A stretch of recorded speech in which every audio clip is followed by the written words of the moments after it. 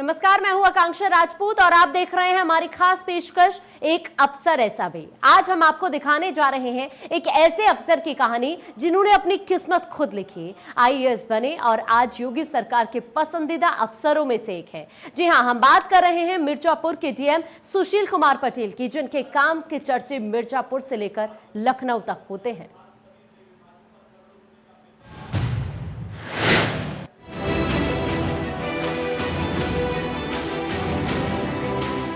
यूं तो सरकार चलाना आसान नहीं होता और अगर बात उत्तर प्रदेश की हो तो ये और भी जटिल और कठिन हो जाता है।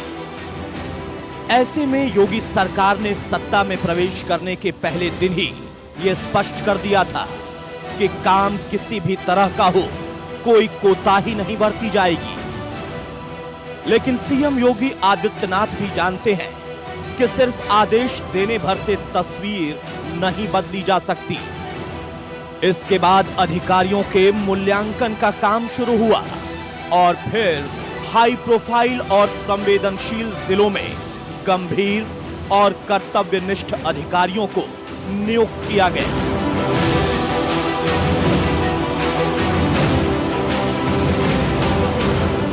ऐसे में मिर्जापुर जिले की कमान दी गई आईएएस सुशील कुमार पटेल को, जिन्होंने अपने जुझारूपन से मिर्जापुर की तस्वीर बदल कर रख दी। रायबरेली के रहने वाले सुशील कुमार पटेल का प्रशासनिक सफर बड़ा दिलचस्प है और प्रेरणादायक भी। रायबरेली के एक साधारण परिवार में जन्मे सुशील कुमार पटेल का संघर्षों से सामना बचपन से ही हुआ है।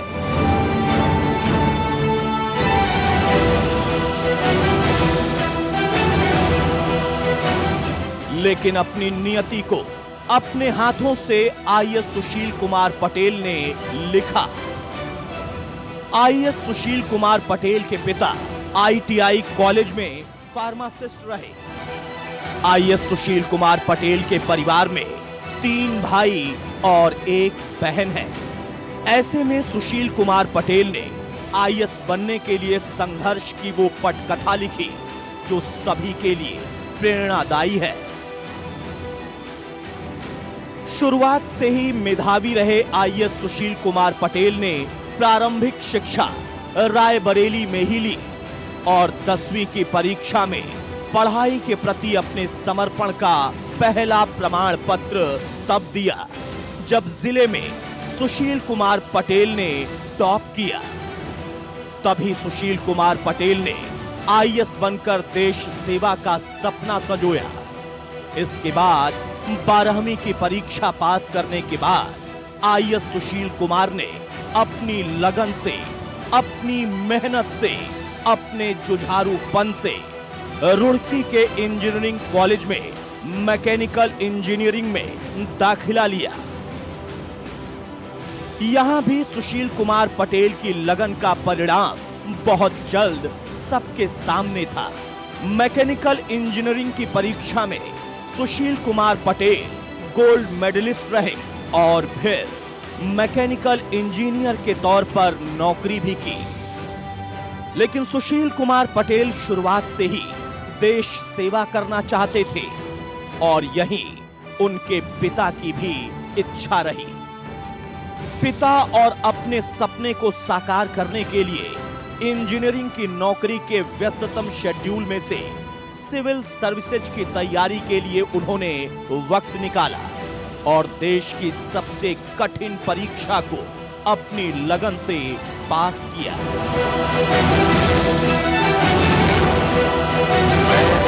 एक सिंपल परिवार से बिलोंग करता हूँ।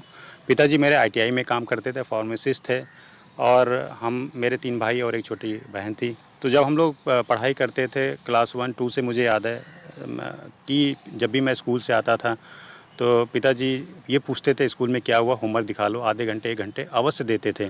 तो सीरियसनेस जो थी वो सीरियसनेस दिख जाती थी पिताजी की आंखों में और हम लोग भी समझ गए कि ये पढ़ाई करना पड़ेगा। पढ़ाई करते करते फिर ये धीरे धीरे आदत बन गई।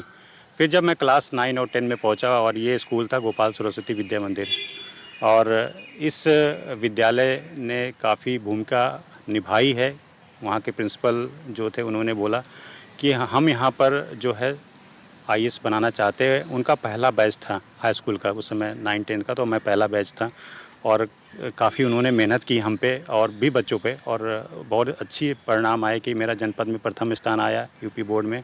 उसके बाद जब जीआईसी में गया 9-10 के बाद 11-12 में, तो वहाँ भी मेहनत शुरू कर दी और जनपद में प्रथम स्थान तो था ही था, यूपी बोर्ड में 14वां स्थान आया। तो थोड़ा विश्वास बढ़ गया कि आप पढ़ाई में अच्छे हैं और आगे जो भी आप उद्देश्य करते हैं लाइफ में उसको भी आप अचीव कर सकते हैं। मेरा ग्रेजुएशन जो है आईआईटी रुड़की से किया है, मैंने इंजीनियरिंग की है, इलेक्ट्रिकल इंजीनियरिंग की है। और वहाँ पर जब इंजीनियरिंग कर रहे थे तो हमें भी 6-7 लोग ऐसे मिल गए जो सिविल सर्विसेज परीक्षा में अपीयर होना चाहते थे। तो उन्हीं ग्रुप के साथ चलते चलते इन 4 सालों में हम लोग ने डिसाइड किया कि कैसे प्रिपरेशन करनी। थर्ड ईयर में ये डिसाइड हुआ जब 3 साल ख़त्म हो गए कि अब 1 साल बचा है, और फिर हम लोग ने थोड़ी थोड़ी पढ़ाई शुरू कर दी, क्योंकि इंजीनियरिंग में भी मैं बेहतर था और वहाँ भी मैं गोल्ड मेडलिस्ट रहा हूँ। तो इलेक्ट्रिकल मेरी काफ़ी अच्छी थी, बस उस समय ये था कि 2 सब्जेक्ट होने चाहिए और प्रीलिम्स के लिए, और जीएस उस समय बिल्कुल नहीं आइडिया था। तो अपने सीनियर से भी हम लोग मिलते थे, कभी एक बार दिल्ली जाके, कभी उत्तराखंड जाके। तो वहाँ भी ये पता चला कि जब अभी आप अपने सब्जेक्ट में आप अगर अच्छे हैं, उसके बाद जो आपका जनरल स्टडीज़ है आप कोचिंग करके भी ले सकते हैं अगर आपके पास पैसा और समय है। तो हम 7-8 लोगों ने ग्रुप बनाया और उसके बाद हम लोग सीधे दिल्ली चले गए, कोचिंग की वहाँ पर। और सबसे अच्छी बात है जो 7 का 7 का ग्रुप था, सभी लोग सिलेक्ट हो गए। 3 आईएएस हैं, 3 आईपीएस हैं और 1 रेवेन्यू सर्विसेज में है। और इसके साथ ही शुरू हो गया सफर आईएएस के तौर पर सुशील कुमार पटेल का। अपनी लगन, अपने जुझारूपन के दम पर रायबरेली के लाल ने अपनी मंजिल पाली थी और देश की सेवा में जी जान से जुट गए।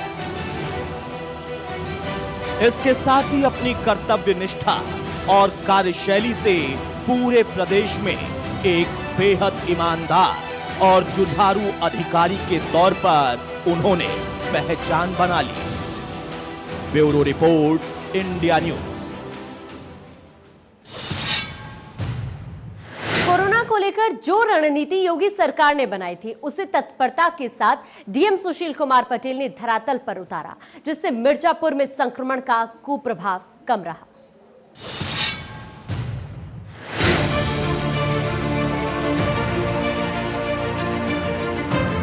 पूरी दुनिया के साथ साथ पूरे देश के लिए कोरोना एक ऐसा संकट बनकर खड़ा हो गया जिससे निपटने का अनुभव किसी सरकार और किसी नौकरशाह के पास नहीं था।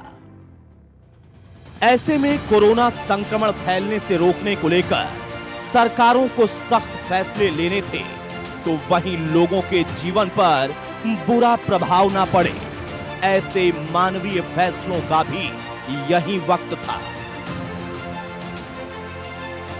जनसंख्या के हिसाब से कोरोना का खतरा सबसे ज्यादा उत्तर प्रदेश में मंडरा रहा था और जैसे ही रेड अलर्ट ऑन हुआ, यूपी के तत्पर सीएम योगी आदित्यनाथ ने कोरोना के खिलाफ मुहिम शुरू कर दी। इसके लिए सबसे पहले चयनित किए गए ऐसे अधिकारी जो समय की पाबंदियों में ना बंधे हों और फिर लॉकडाउन से लेकर सैनिटाइजेशन और लोगों को खाना मुहैया करने से लेकर सुरक्षित स्थानों तक पहुंचाने का सिलसिला शुरू हुआ। ऐसे में मिर्जापुर जैसे बड़े जिले में कोरोना के खिलाफ जंग लड़ना मुश्किल, बेहद मुश्किल था, लेकिन डीएम सुशील कुमार पटेल ने कोरोना काल में योगी सरकार के भरोसे को और मजबूत कर दिया और लॉकडाउन मानवीय आधार को ध्यान में रखते हुए सख्ती से लागू करवाया गया। कोरोना का जो पहला केस आया था भारत में, वो जनवरी के लास्ट वीक में आया था और यूपी में भी फरवरी के 4 फरवरी को आया था। और इसका अंदेशा ये हो गया था कि अब ये देश के अन्य हिस्सों और प्रदेश में भी फैलेगा।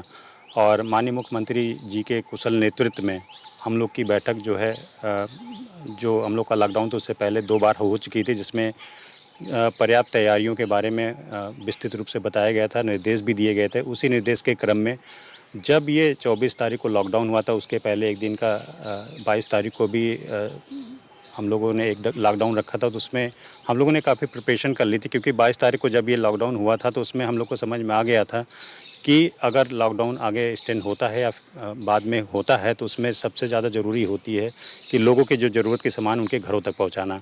तो जब 22 तारीख को ये लॉकडाउन घोषित हुआ था एक दिन के लिए, उसी समय हम लोगों ने वार्ड यहाँ पर, जैसे मिर्ज़ापुर टाउन में वार्ड 38 हैं, तो इस पर सामग्री कैसे किन वाहनों से और कितने बजे पहुँचाई जाएगी, इसका एक आकलन करवा लिया था। इसी तरह जो हमारे 3 और नगरीय क्षेत्र उसमें आकलन किया गया था, और ख़ासकर जो हमारे ग्रामीण क्षेत्र हैं उनमें कैसे दिया जाएगा।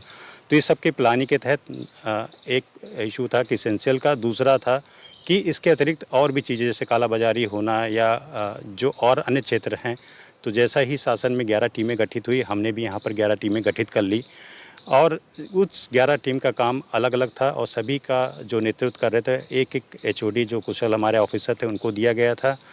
इसी के तहत हमने अपनी ये कोरोना से जो लड़ाई की यात्रा शुरू की थी। और उसके बाद ये हुआ था कि कोरोना में सबसे ज़्यादा 2 चीज़ों का ध्यान रखना था। पहले तो लॉकडाउन अच्छे से लोग पालन करें, दूसरा लोगों के पास जो आवश्यक सामग्री वो पहुँचे, तीसरा आप जैसा जानते हैं हमारे जनपद में मुसहर जात के लोग काफ़ी हैं, और आप और हलिया और लालगंज में चले जाएंगे जहाँ पर थोड़े कम गरीब ज़्यादा हैं, और इनके तक पहुँचना भी एक चैलेंज था।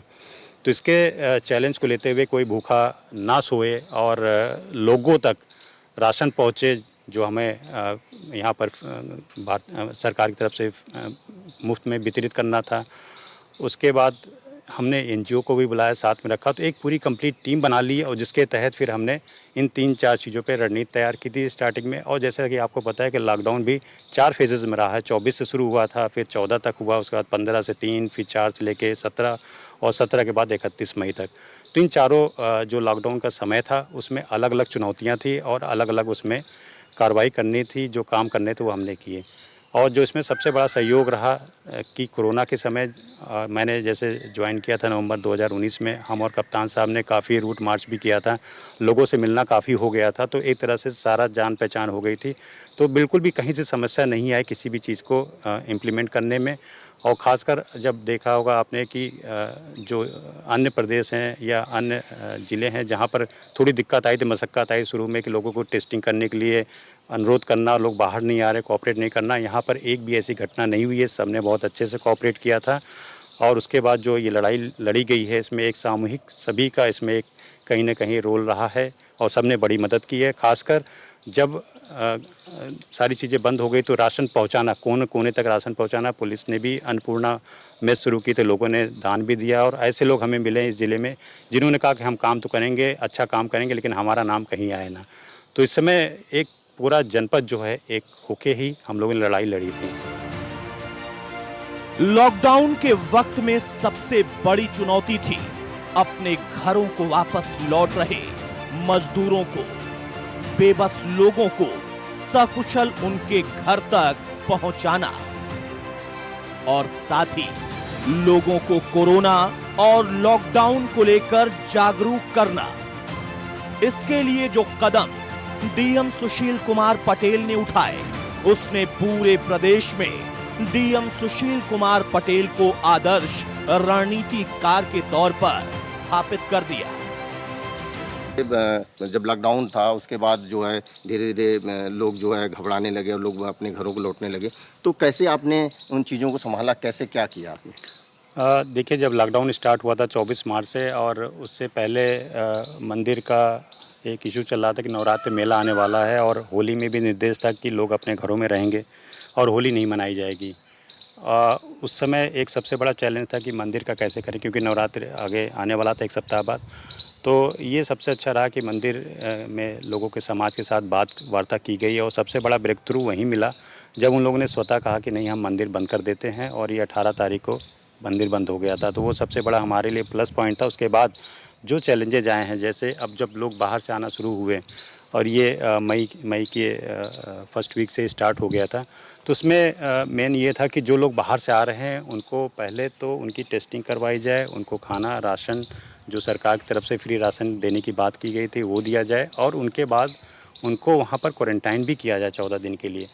तो यहाँ पर हमारे यहाँ जो बाहर से लोग आए हैं तकरीबन 34,000 लोग आए हैं, और ये कई माध्यमों से आए हैं, जैसा ट्रेन से भी आए हैं, कई बाई रोड भी आए हैं, कोई अपने स्वतः गाड़ी से भी आए हैं। तो इसको एक बड़े बृहद प्लानिंग के तहत किया गया था, और शासन के मार्गदर्शन में जैसे ट्रेनें हमारे यहाँ लगभग 20 आई हैं, जिसमें 17,000 लोग आए हैं। 17,000 भी सिर्फ हमारे जनपद के ना होके बाकी 40 जनपद के थे, तो इनको भी अलग अलग जगह पहुंचाना सुरक्षित और मेडिकल चेकअप करने के बाद। तो एक टीम बनाई गई थी जो ट्रेन को रिसीव करेगा, मेडिकल कैंप होगा, यहाँ पर हमने रिसेप्शन सेंटर खोल रखे थे, उनमें वहाँ के राशन का वितरण, इसके उपरांत उनको अगर कोई बीमारी किसी को है तो उसकी टेस्टिंग करा के उनको फिर उनके गंतव्य जो भी उनका स्थान रहा है वहाँ पर पहुँचाना है। तो इस पूरे दौरान आप देखेंगे काफ़ी हलचल रही थी, और लेकिन सबसे अच्छी बात ये थी कि जैसे बॉर्डर से भी लोग हमारे जो पैदल आने लगे थे कुछ लोग, उनके लिए भी हमने बसें प्रोवाइड की थी, स्कूल की बसें रख दी थी। ये 15-20 दिन तक चला था काफ़ी, और उसके बाद काफ़ी चीज़ें सी थम सी गई थी और लोग समझ गए। तो सबसे ज़्यादा हमें जो कॉपरेशन मिला निगरानी समिति, जिसमें ग्राम पंचायत के जो हमारे प्रमुख और साथ में सचिव और हमारे जो आशा एएनएम वर्कर थी, इनके तहत बहुत मदद मिली है। जहाँ भी लोग बाहर से आते थे तुरंत सूचना मिल जाती थी लोगों को लॉकडाउन का पालन करने के लिए, और ये खबर जो है उन्हीं की तरफ से आ जाती, तो बड़ा सहयोग रहा है। और हम और हमारी जो टीम थी पूरे 11 लोगों की, और इसमें एक चीज़ और देखी गई थी कि जैसे खाना ज़रूरी नहीं हर कोई बना पाए, या जो डेली वेजेस वाले थे उनको रोज़ का कमाना, रोज़ का खाना था। इसके लिए भी हम लोगों ने कम्युनिटी किचन स्टार्ट किया था शासन के निर्देश में। पहले तो हम लोगों ने 17 स्टार्ट किए हर एक ब्लॉक में, हेडक्वार्टर में, और उसके बाद तहसीलों में। फिर ये हुआ कि कई लोग ऐसे हैं जो पहुंच ही नहीं पाते थे। फिर इसके तहत फिर एक बार विचार हुआ कि हम लोग चलो मोबाइल किचन स्टार्ट करते, तो इसके तहत हम लोगों ने 13 मोबाइल किचन भी स्टार्ट किए, जिसमें हम लोग ऑन कॉल भी जाते थे, और नहीं तो हमें रूट पता होता था कहाँ पर लोग नहीं पहुंच सकते, लोग नहीं आ सकते, वहाँ भी जाते थे। और फिर इसके बाद ये हुआ कि खाने का कोई समय नहीं होता, जैसे भूख लगे किसी को, तो एक किचन हमने ज़िले में ऐसा भी स्टार्ट किया था जो 24 घंटे चलेगा। और हमने जो कंट्रोल रूम का नंबर था उसको सबको दे रखा था, हर जगह हमने पोस्टर भी लगा रखे थे, तो जिसको भी ज़रूरत हो खाने की कंट्रोल रूम में फ़ोन करें या किसी अन्य व्यक्तियों के तहत फ़ोन कराएं, हम लोग उसके घर पर 1 घंटे 1.5 घंटे में जब भी होता। तो लॉकडाउन में जहां पूरा देश बंद था, ऐसे में डीएम सुशील कुमार पटेल ने कम्युनिटी किचन की शुरुआत की और जरूरतमंद लोगों तक खाना पहुंचाने का काम बड़ी बखूबी किया। इसके साथ ही लोगों को कोरोना को लेकर सुशील कुमार पटेल ने जागरूकता अभियान के जरिए जागरूक भी किया, जिसने मिर्जापुर को कोरोना जैसे जानलेवा संक्रमण से काफी हद तक बचाए रखा। डीएम सुशील कुमार पटेल की तत्परता ने सीएम योगी आदित्यनाथ के होनहार अधिकारियों में उन्हें शुमार कर दिया। Bureau report, India news. Mirzapur के डीएम सुशील कुमार पटेल ने कोरोना काल के दौरान सरकार की गाइडलाइन से लेकर मानवीय आधार पर हर वो संभव कदम उठाया जिस वजह से डीएम सुशील कुमार पटेल के लिए कहा जाता है योगी सरकार का एक अफसर। ऐसा भी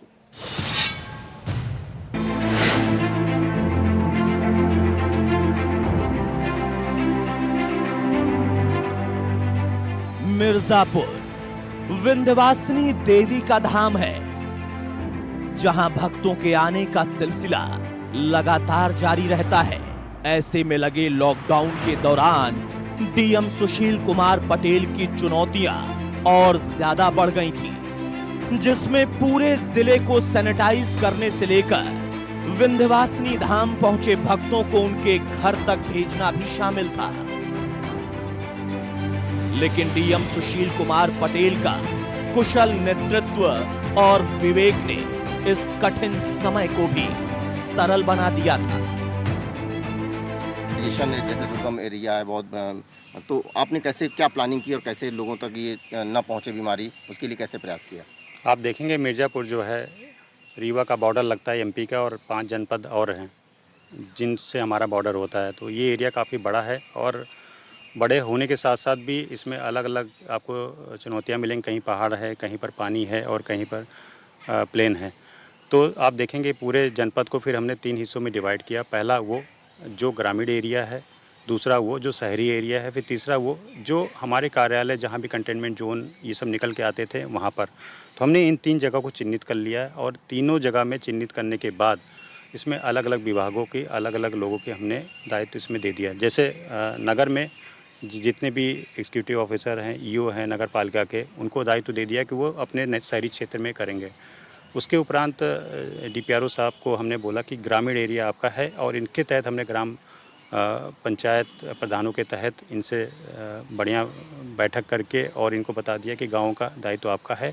तो गांव का और शहर का हो गया। उसके बाद जब जैसे हमारे केसेस निकलते थे कंटेनमेंट जोन में, क्योंकि उसमें बड़े सघन तरीके से हमें सैनिटाइज करना पड़ता था, जिसमें हमने फायर सर्विसेज के जो फायर टेंडर होते हैं उसके तहत हमने करवाना ये प्लान करना शुरू किया और इसको इसी हिसाब से एग्जीक्यूट करते थे। रोज़ की रोज़ मॉनिटरिंग होती थी। इसके 3 चीज़ों के अतिरिक्त हमारे पास खुद के हमारे होमगार्ड्स थे जिन्होंने से हमने मदद ली है, जो ऑन कॉल भी जाते थे, जिसको अपना कार्यालय जैसे खुलना स्टार्ट हुआ था उसको करवाना या किसी अन्य ऑफिस को करवाना जिसमें ऑन कॉल जाते थे। तो इस तरह हमने पूरे जनपद को सैनिटाइज से कवर किया और काफ़ी हद तक ये सफल रहा है। सिर्फ सैनिटाइजेशन तक डीएम सुशील कुमार पटेल सीमित नहीं रहे।